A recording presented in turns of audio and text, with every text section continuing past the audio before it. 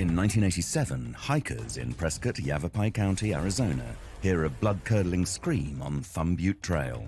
They heard her scream for help. Some people said they heard a gunshot. It's a gruesome scene. There's crime scenes, and then there's scenes like this, where it's just above and beyond the brutality.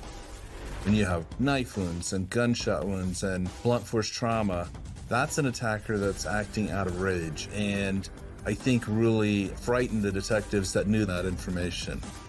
The body of a young woman is soon discovered. Investigators spring into action. It's boots on the ground. It's knocking on doors. It's, doing interviews, doing interrogations, trying to develop the case. The news of an event like this happening on such a popular and well-known trail in a small rural community at the time would have most definitely been shocking to the community. The case goes cold, sparking a quest for answers that lasts 35 years. It was always at the back of the detectives' minds, but we had new cases that came in and we had priorities set. It went cold, but they never threw the case away. As the years pass, breakthroughs in DNA science lead to the case file being opened once again. Detectives connect this sexual predator to more attacks. I was scared to walk anywhere, wonder if I run into him, wonder if I see him at a restaurant. I didn't know that there were other victims. I mean, she had her whole life, and he just killed her.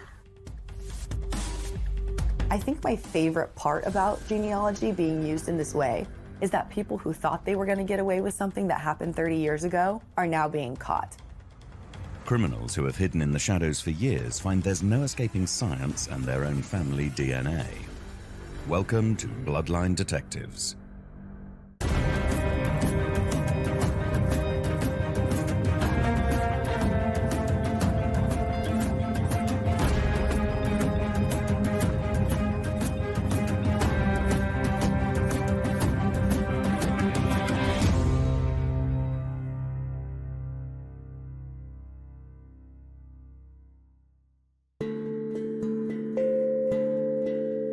(1987) in Prescott, Yavapai County, Arizona. A picturesque city known for its charming small-town feel and natural beauty. Arizona's a big state, and there's only 15 counties, and the counties are very big.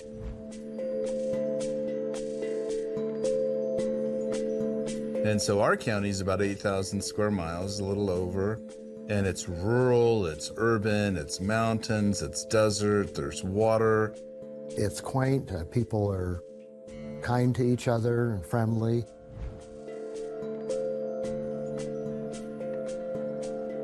People will kind of wave to you. You'll think they're trying to get your attention, but no, they're just saying hi as they're driving down the street.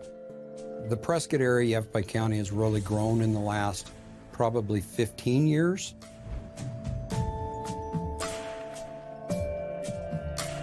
The first time that I came to Prescott was in 1986. It was a sleepy little town. There wasn't a whole lot of violence that I saw. Nature lovers are out early on the popular Thumb Butte Trail to escape the scorching midsummer temperatures. The Thumb Butte Trail is a really pretty area of Prescott.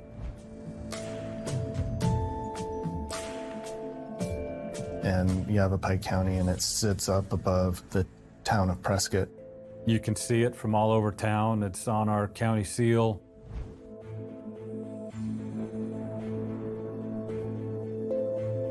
And so it's an iconic part of town. The city's kind of grown out to that now, but it used to be, on the outskirts. The trail was all dirt at one time. Now parts of it are paved. But it's always been kind of that hiking trail that people gravitate to. 23-year-old local student Cathy Sposito loves to ride her bike and hike around the area. We were a close family. It was me and my sister and brother and parents.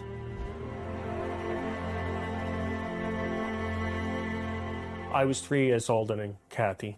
She graduated from high school in Brooklyn, and then she wanted to go out west. And my mother was against that idea, but when Cathy became an adult, and especially she wanted to go to school out there, my mother couldn't stop her.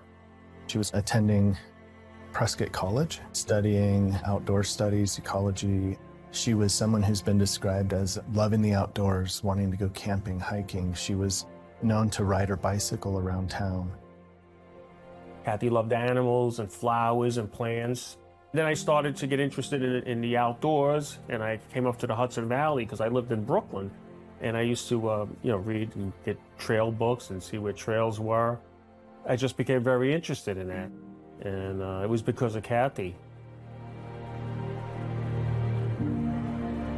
June 13th, 1987, Cathy leaves home for one of her routine hikes. It's early morning on the 13th of June, 1987. Cathy Sposito, she leaves home, she has her bike, she has her backpack.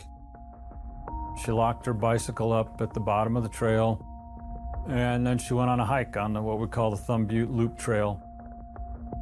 And she doesn't get very far from the parking lot and the camp area, and she's attacked. There were several other users of the trail that day. The reports indicate that there were people both above her and below her on the trail. There was arguing or loud voices heard, and then ultimately some cries for help. Some people said they heard a gunshot, and it was a couple that found her first. The people who discovered her on the trail came down and I believe flagged down a motorist who had a CB radio, who called it in and called the police, and of course it was assigned to the sheriff's department, who responded. First responders tried to revive Cathy, but she had already passed away.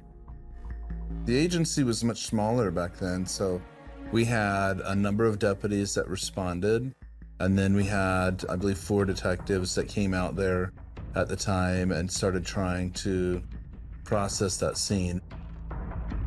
So one of our deputies, he arrived on scene, made his way up there, and he came up, saw a woman that was covered in a blanket, removed the blanket, and there was blood head to toe on her.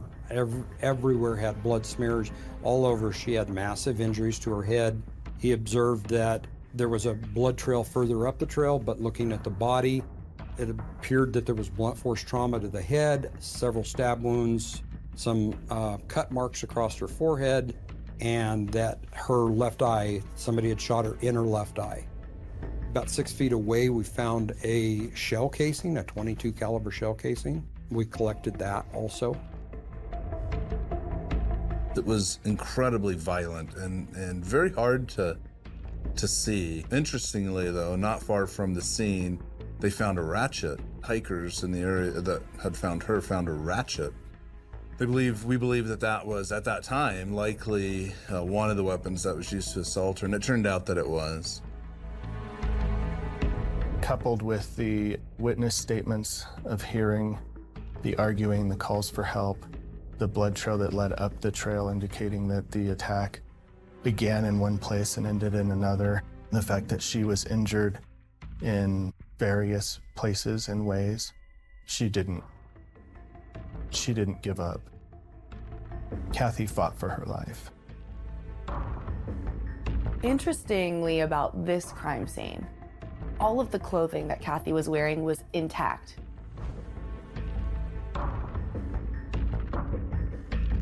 Nothing was ripped. It didn't appear that anything was taken off her body. She was found in the clothes that she was wearing at the time.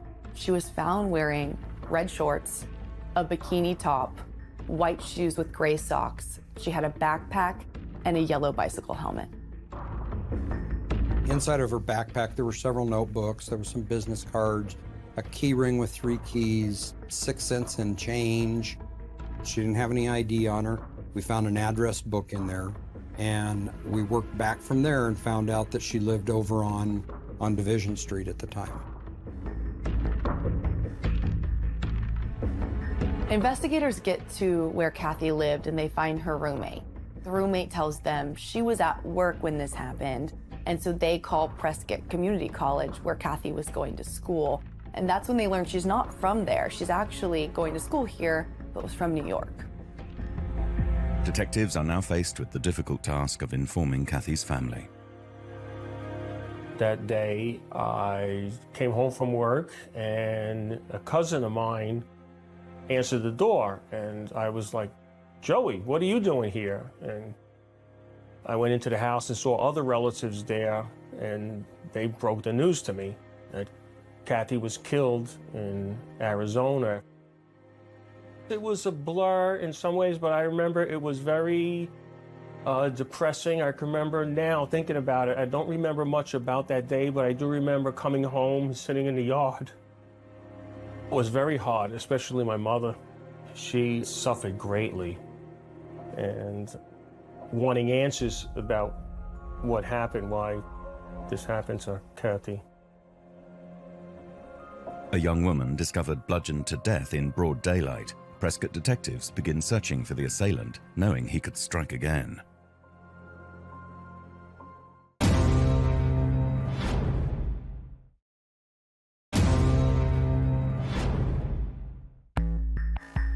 Prescott, Yavapai County, Arizona, 1987.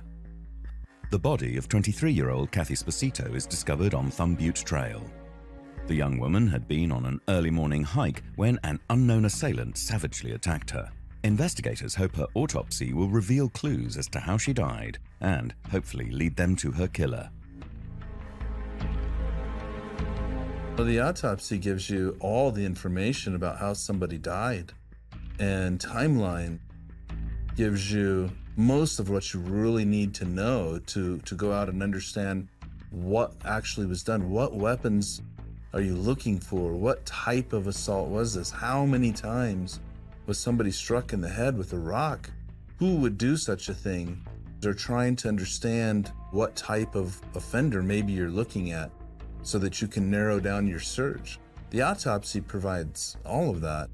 When it came to the injuries, the coroner finds that Cathy Sposito is stabbed in her right ear. She's shot in her left eye. She has bruising all over her eyes and her face. She has a broken nose, a broken tooth, and they find that she was attacked with that racket wrench and also rocks. And the way that her injuries were, the coroner believed that her attacker might have been left-handed. The coroner finds that Cathy's manner of death is homicide, but the cause of death is ruled blunt force trauma and extreme blood loss. We don't believe that he was able to complete that assault.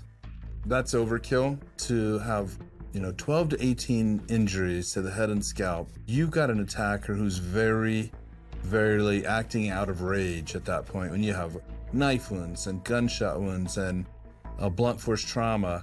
That's an attacker that's acting out of rage. And that was something that was very key to the investigation, and I think really frightened the detectives that knew that information. The medical examiner begins by collecting DNA samples from the body. This was 1987. DNA science and evaluation and use for criminal identification purposes kind of started in England in about 1985. So DNA had been around, but it hadn't matured to the point of spreading to law enforcement in general here in the United States, and particularly in a small town environment here. Foreign DNA is recovered from the body of Cathy Sposito. The medical examiner, upon performing the autopsy, discovered that she had a broken front tooth, but her mouth was relatively unscathed, so it didn't look like she was struck in the mouth with a rock or a wrench or something, but possibly soft tissue, a fist. So the idea was, well, maybe our assailant's DNA might be in the blood in her mouth that was recovered. And so we did discover not a full, but a near full profile of male DNA in her mouth.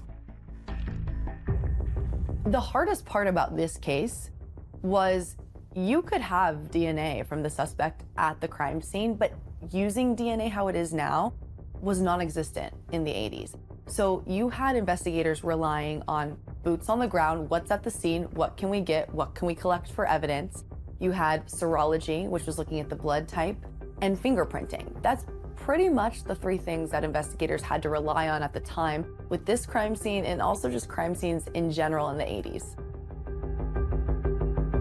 Detectives and law enforcement in general, we have to take this position of, we know it's traumatic, we know that this is a person, but we have a job to do. We have to put away all of our emotions, all of our feelings and everything else, and shut those down so that we can do the job and do the best job that we can for that victim. And it's old-fashioned canvassing of the neighborhood, set up a search on the mountain and searched everything in that area. We believe that he went either back up the trail or crossed over and went down some other means, because we never found any other egress outside of that area. Many people were afraid to be out on any of the trails, particularly not just young women, but all women, or they started going together, or 3 or 4 of them or whatnot. So people are like, where is this monster? What's going on here? What are we gonna do? Detectives take a closer look at Cathy's inner circle for suspects. Early on, and then every time we've done a press release, we've received lots of tips and information that the public felt was prudent for us to know. There was an artist in the area at the time who had been interviewed early on, and that Cathy had posed for him in his artwork and photographs for some money as a college student. She was probably just trying to make a few extra bucks here and there. The artist only used her for a short amount of time because he said, she can't sit still. She's too fidgety, and I need somebody that's gonna sit still. And so he was paying her to sit and ended up not using her after that. The artist has a strong alibi and is ruled out. Detectives now turn their suspicion to another individual connected to Cathy. Jim Lazok, we believe, had some friendship with Cathy Sposito at the time. So he was the person of interest that the detectives at the time wanted to know more about and know when he had seen her and if he had any information about the attack. Jim Lazok told detectives that he saw Cathy about a week before she was killed. But through their investigation, detectives learned that didn't quite add up with eyewitness interviews. So Jim Lazok takes a lie detector test and fails. He gets 2 out of 3 questions wrong. And so detectives are looking at this thinking, he's not telling the truth. They were able to place him at Murphy's bar just a day before, and that's where Cathy was a waitress. Jim is now the main suspect, and suspicions are growing that he may be the killer. But can investigators prove it?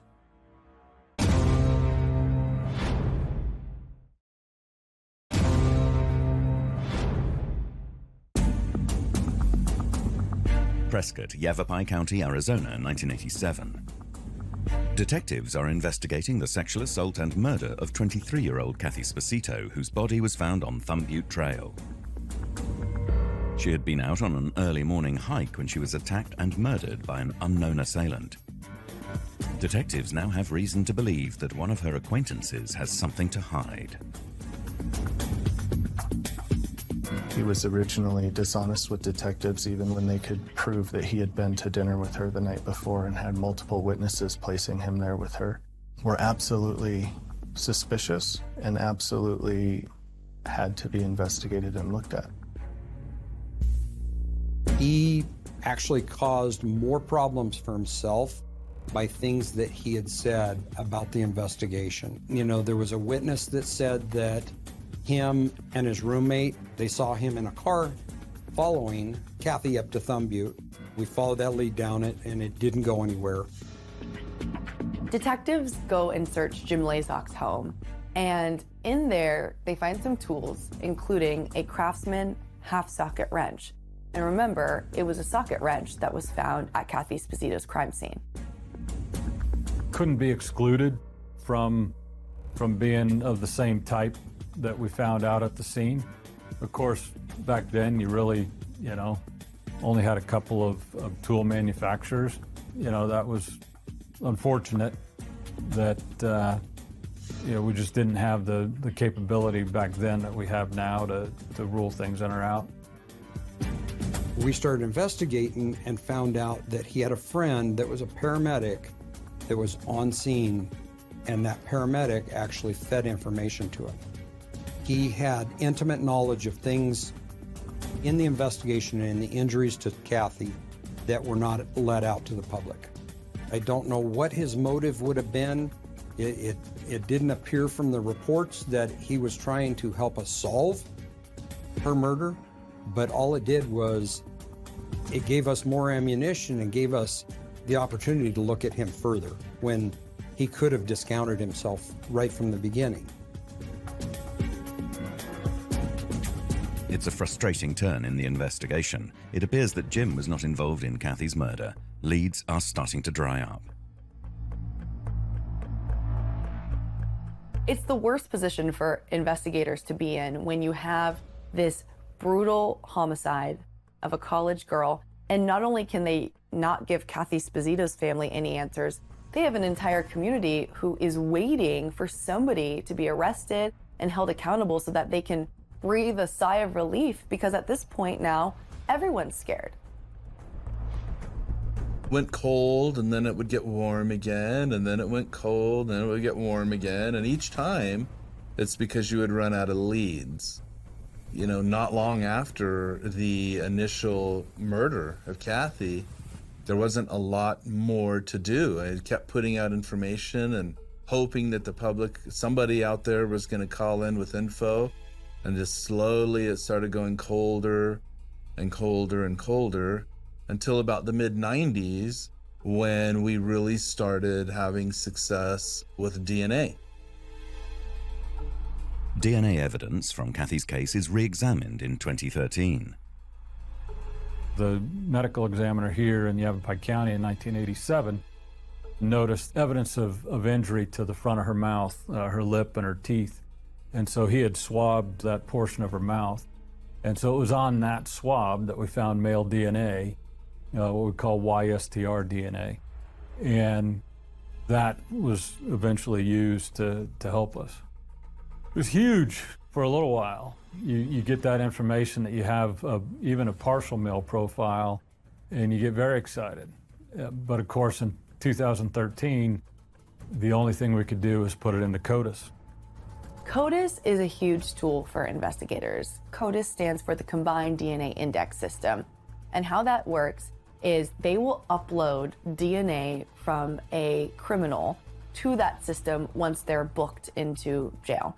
And that's used so that if they get a DNA hit elsewhere, whether it's within their own agency or to another state, it helps catch people for other crimes if they're already incarcerated. And so that's what they needed to do, was upload this DNA they now had to CODIS. But at the time, they didn't get any hits. Prescott detectives try another angle, looking into other cold cases in the area at the time. They discover that a strikingly similar attack occurred on the Thumb Butte Trail in 1990. There was a detective in here, Detective Pritchard, and they were going through a bunch of old cold cases. And this was never done back in the day, because we didn't, you don't even think about one crime being connected to another crime to another crime. And he started looking through these old files, and that's when he found the other case that was similar to Cathy's. April 22nd, 1990. In this case, a young woman is hiking, just like Cathy was, and she is attacked with a rock and sexually assaulted. But she gets away. She's told, though, by the assailant, do not tell anybody about this. So as soon as she gets back down to that base camp, the trailhead area, that's when she contacts police and goes in for testing. We have two girls, both attacked in the same location, 3 years apart, both attacked with rocks as part of this assault. Could these be linked? Could these be related? In 2020, Yavapai received a grant from Maricopa Attorney's Office called the S5E grant to help unresolved sexual assault cases. From the 1990 case, we had a very solid unknown male sample of DNA. Those comparisons were made to different pieces of evidence in the Cathy Sposito homicide. And it was very, very likely that the unknown male DNA from the 1990 sexual assault kit had also deposited DNA on these murder weapons in the Cathy Sposito homicide. Parabon was brought into the picture under this sex offender kit investigation grant from Maricopa County. We were able to send some of her DNA extracts of the rape victim who was not murdered to Parabon Lab to do genetic profiling. Using the DNA profile of the perpetrator found on both victims, scientists at Parabon Nanolabs create a snapshot phenotype which predicts the physical characteristics of the killer. Phenotyping is a different type of genetic genealogy. What they do is they take the DNA sample and they can tell generally what color of hair you have, what color of eyes you have, skin tones, heritage, regions of the world that they came from, whether they were Eastern European or Native American or African American, and they can build these profiles from that, and they can actually get a picture through this DNA and possibly give you a sketch of what they possibly look like. Parabon delivered a snapshot phenotype report on April 9th, 2020. We predicted with high confidence that the perpetrator had light skin, blue-green eyes, and light brown to blonde hair. They were hopeful that putting an image out like this would generate some leads, but it just didn't really go anywhere. They have tried just about everything, and it hasn't worked. But now, investigators have technology on their side with forensic genetic genealogy. So they decide, we're gonna try everything in this path. What do we have to lose at this point? Detectives decide to take the plunge and give Parabon Nanolabs the green light to conduct investigative genetic genealogy. 6 days later, we delivered a preliminary genetic genealogy report on April 15th, 2020. At that time, we had only uploaded the profile to the GEDmatch database, which is one of 2 databases that allows law enforcement to compare against it. And the top match we had was really quite distant. It was only 61 centimorgans.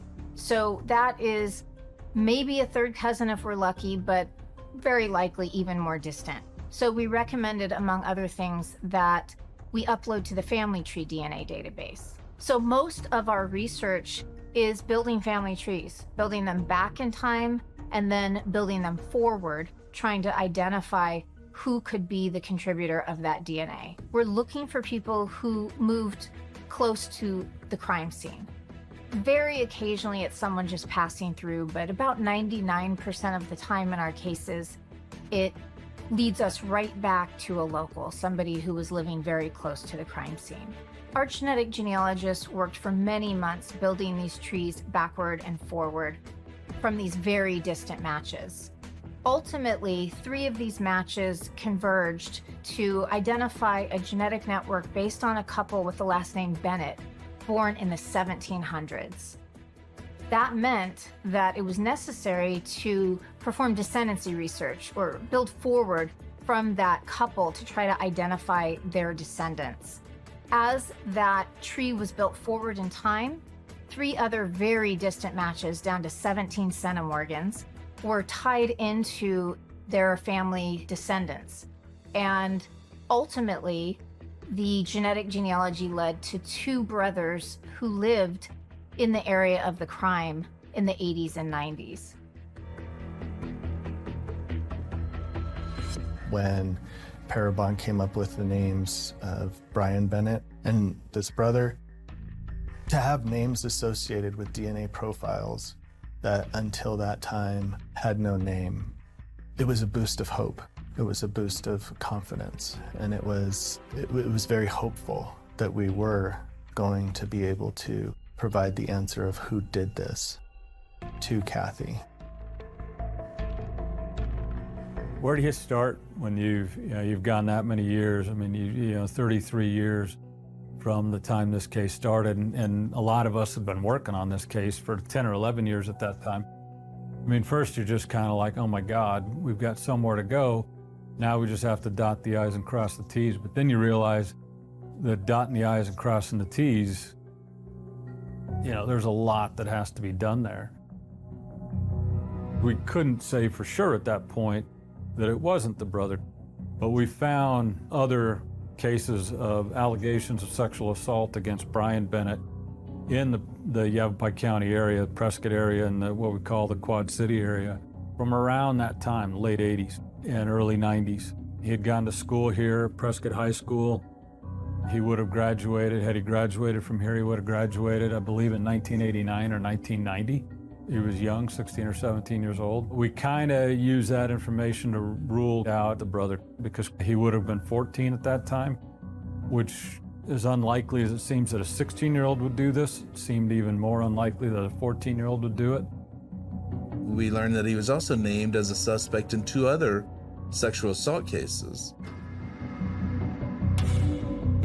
One was in Chino Valley, and it was at a young person's house party in which he followed a young woman into the bedroom and sexually assaulted her while she was in there, and her friends came in and broke up the attack, and he went out the bedroom window. He was actually arrested and charged, and we went to trial on that particular case. And unfortunately, the witnesses identified his brother as the suspect, and the victim identified Brian Bennett as the suspect. And the jury was sufficiently confused, and they acquitted him for that sexual assault. And then a short time after that, he was named as a suspect in another sexual assault in which he kidnapped a woman at knife point. I kept going to the police station. And I was like, you know, you got to do something about this. Like, this guy's going to do it again. With the evidence pointing very strongly to Brian Bennett, the Bloodline Detectives feel they are closer than ever to closing the case of a serial sexual predator.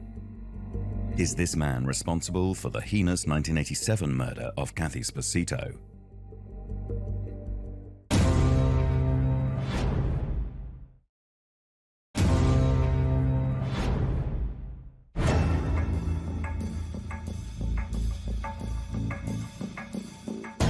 Prescott, Arizona, detectives are re-investigating the 1987 murder of 23-year-old Cathy Sposito, whose body was discovered by hikers on the Thumb Butte Trail. The killer avoided justice for decades, but genetic genealogists have narrowed the suspect list down to 2 brothers, one of whom has been linked to 2 additional sexual assaults. They find this case from June of 1993. A woman had gone to the post office in town, and while she was in there, this man grabs her by knife point, pulls her into his car, takes her to an area, and viciously rapes her. He just got very violent out there, and, you know, at that point, you know, he was like, you know, I'm not going to be able to let you go, right? Because you seen my face. I didn't think I was going to live. And I had my babies that I wanted to get home to, you know, and I thought I would never see them again. I remember him saying that he was the black sheep of his family. I remember him saying that he hated women. And then at that point, he started to drive. She complied the whole time. He ended up taking money from her. He ended up stealing her wedding ring, put her back in the car, driving down Gurley Street, and they happened to be pulled over by Prescott Police Department. You know, at that point, he had told me, he says, you better not make a sound, you better not scream, anything, or I'll kill you. And I believe, I don't know, I can't say for sure, but I believe that that police officer did see me. And then at that point, he told him, you know, sir, I need you to get out of the car. Well, as soon as he got out of the car, I jumped into the driver's seat and floored it all the way into Prescott. And I pulled into JB's parking lot because there was like all these police cars following me. So when I stopped, I got out of the car, which I couldn't walk at that point, and I fell onto the concrete, the pavement. And I was just crying, like I was crying. And, you know, I was just like, help me. And then I told him what happened. You know, and I was like, he raped me, you know, he was trying to kill me. Brian Bennett is arrested, but ultimately let go due to story discrepancies as to what took place that day. They unfortunately put her on a polygraph test, and there was some deception in that. Whether that was her being extremely nervous because she was just assaulted, or what was going on. So he skated on that. I kept going to the police station, and I was like, you know, you gotta do something about this. Like, this guy's gonna do it again. You know, I'm afraid he's gonna get a little kid. Like, you gotta do something. And I said he had gotten in my purse, and he saw my license, and he told me, he was like, I know where you live. I was very scared. I was scared to do anything. I was scared that he was gonna come to the house. I was scared to let my oldest daughter go out to play. I was scared to let her out in the yard. I was scared to walk anywhere. I was scared to go shopping. I was scared to go to the store. I was like, you know, wonder if I run into him. Wonder if I see him at a restaurant. You know, wonder if I see him at a store. Like, you know, what am I gonna do? What are you prepared to do? I felt bad for Renee Sandoval because she's still here in the community. I wish that he would have been prosecuted for that case. And it was regretful the way that it was handled at the time. That was an aha moment for me because it's like, oh man, there's a chance that we can get this solved. We need to go find him. So then reading through the rest of the report, they did some additional forensics and found out that he'd killed himself in 1994.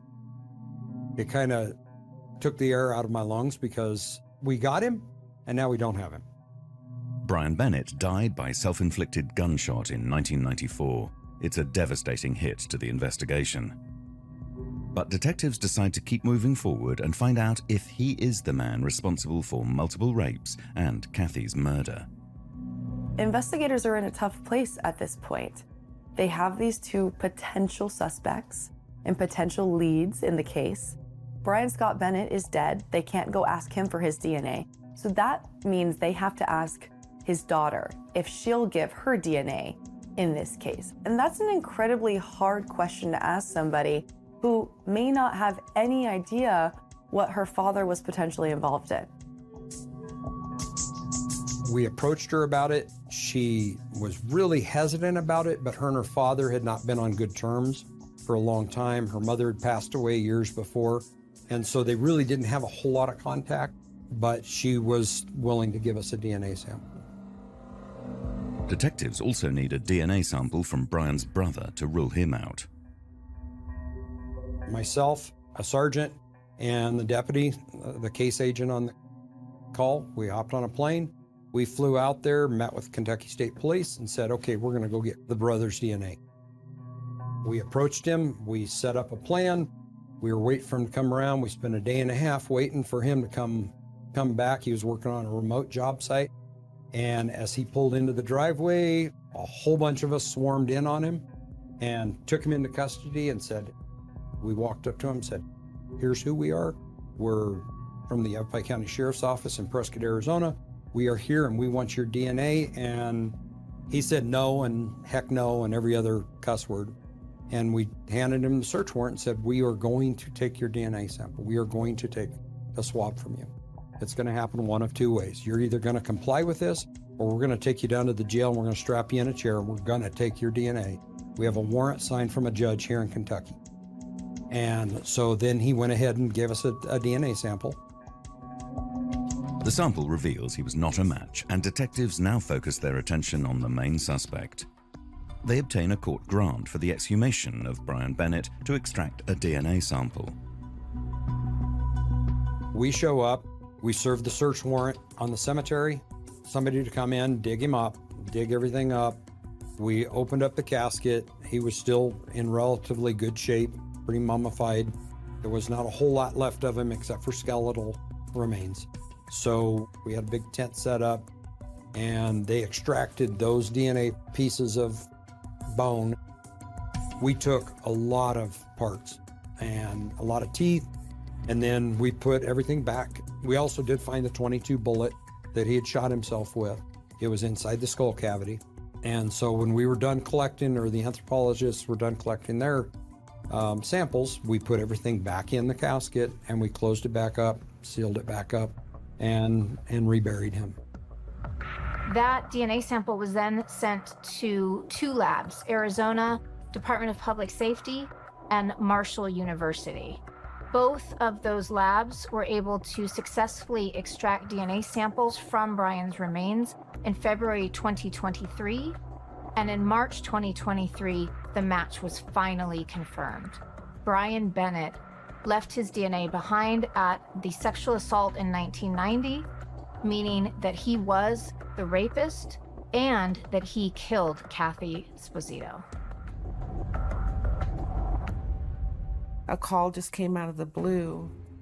It was a detective, and he introduced himself, and then he said, "Does Brian Scott Bennett ring a bell?"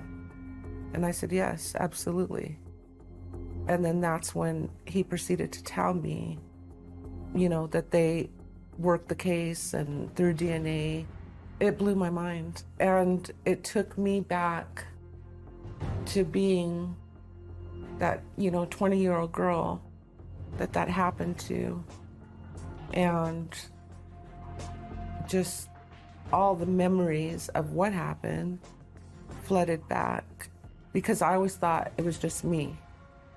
I didn't know that there were other victims. I never knew that. And then to learn that he killed someone, and this girl she had her whole life, and he just killed her. This case would not be solved without forensic genetic genealogy, and we see this now time and time again. And I think my favorite part about genealogy being used in this way is that people who thought they were going to get away with something that happened 30 years ago are now being caught. I think this is the way that cold cases that sit on a shelf are going to be solved. And it takes agencies like Yavapai County Sheriff's Office to invest in forensic genetic genealogy, because they are seeing this pay off time and time again. I don't believe Cathy's murder or the other 3 rapes would have been solved without this tool. The evidence that was preserved in this case proved to be very crucial in us being able to obtain samples, for us being able to look at things like DNA. In 1987, when this crime was committed, that wasn't even something that detectives were conceptualizing. Investigators, as time went on, assess what technology, what advances could be applied to solving this case. I think suicide was an easy way for him to get off, that he never had to face Cathy's mom. He never had to face the families or any of these other victims. And he did have to face one of them in trial, and he was acquitted. Personally, I think that's an easy way to get off. However, as I said earlier, that probably was the best outcome for other people that were out there that were never victims, because this guy was a monster, and he was out there to do nothing but damage and destroy people's lives. And, him taking his own life prevented that from happening any more than it already did. But who knows the untold horror that could have occurred had he gone on living. I couldn't be more proud of the people who worked on this. For what they had available to them in 1987, they did a tremendous job of preserving what needed to be preserved so that we could get this answer, all these decades later. I've been part of a lot of those things over the years, and I'm proud of what we've done in every one of them. This one, maybe a little more so because we got answers for so many people in this one. The bittersweet news is broken to the survivors and Cathy's family that the case has finally been solved. Well, I was shocked and I was surprised, especially hearing his age. For years, we always thought it was something personal, somebody, close to Cathy who did that, maybe somebody who liked her. I just can't let this experience, this monster, keep me from enjoying life. It's hard, but you have to live your life. There's promising things out there, and that I hope and pray that the way that they handle cases nowadays are better, and not to be fearful and to come forward. I felt that my voice was squelched. I never had a voice, because that's the only way that these people are going to be stopped, is if you have a voice.